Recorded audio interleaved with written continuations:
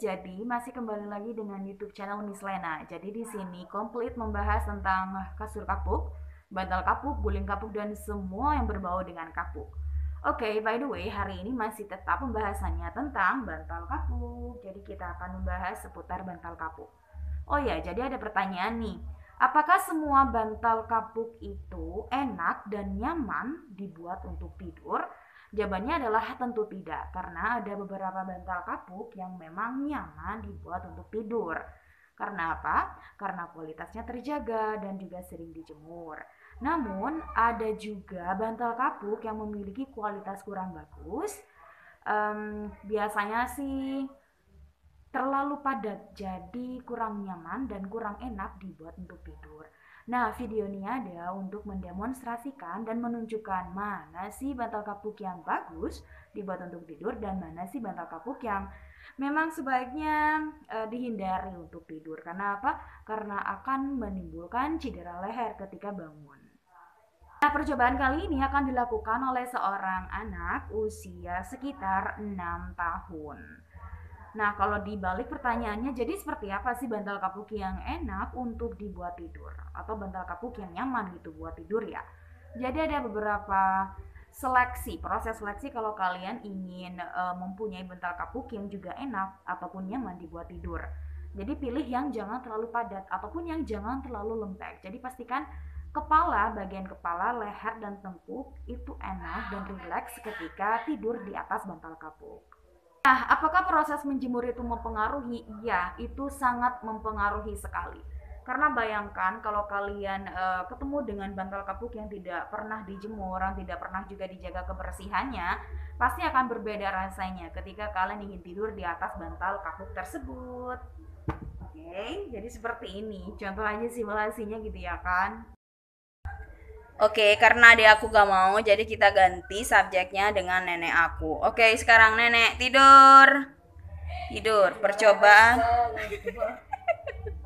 Jadi ini kondisi bantal kapuk yang lumayan enak untuk tidur. Karena apa? Karena ini tidak terlalu lembek dan juga tidak terlalu padat, oke?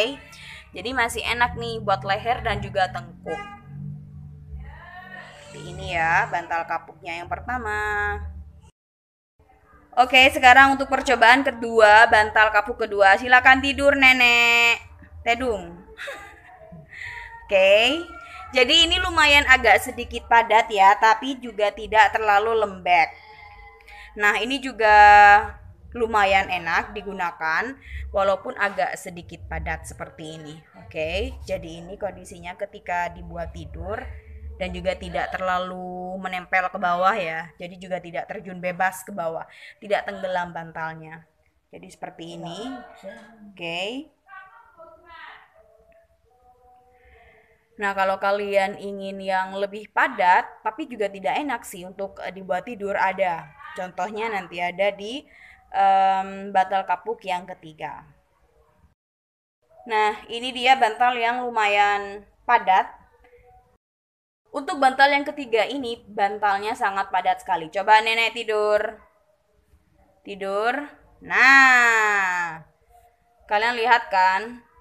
Jadi bantal ini tuh sangat padat sekali dan tidak enak untuk dibuat tidur. Karena kenapa? Karena terlalu tinggi, karena terlalu padat. Jadi tidak ada sisi lembut-lembutnya sama sekali.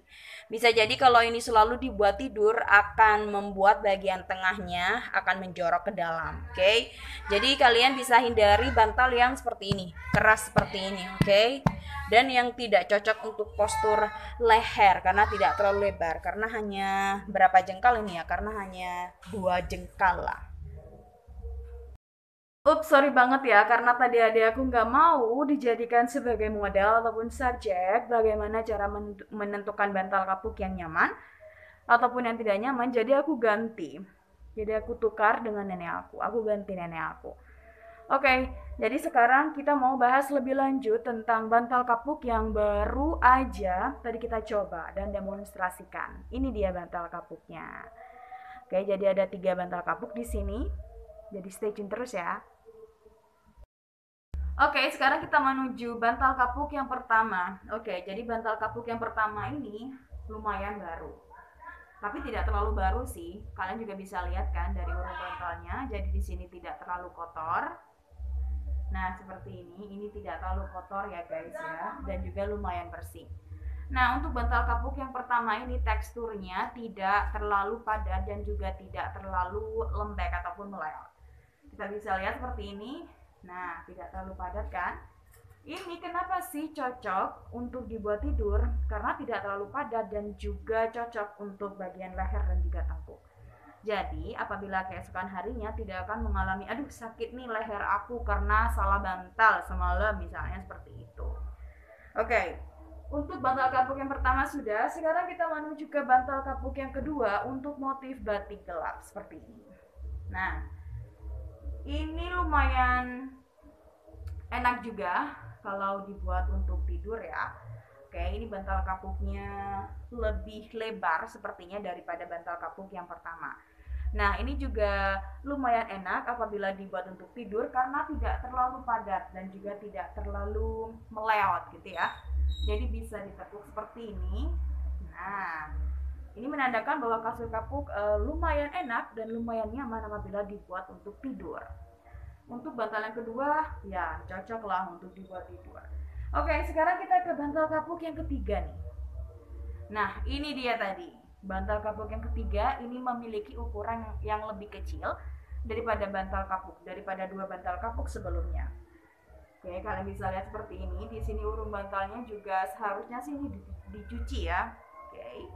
Nah, di sini ada bekas jahitannya. Kalau kalian bisa lihat, ini tandanya bahwa bantal kapuk ini sering dicuci. Walaupun sekarang masih harus dicuci lagi ya. Waktunya dicuci kali.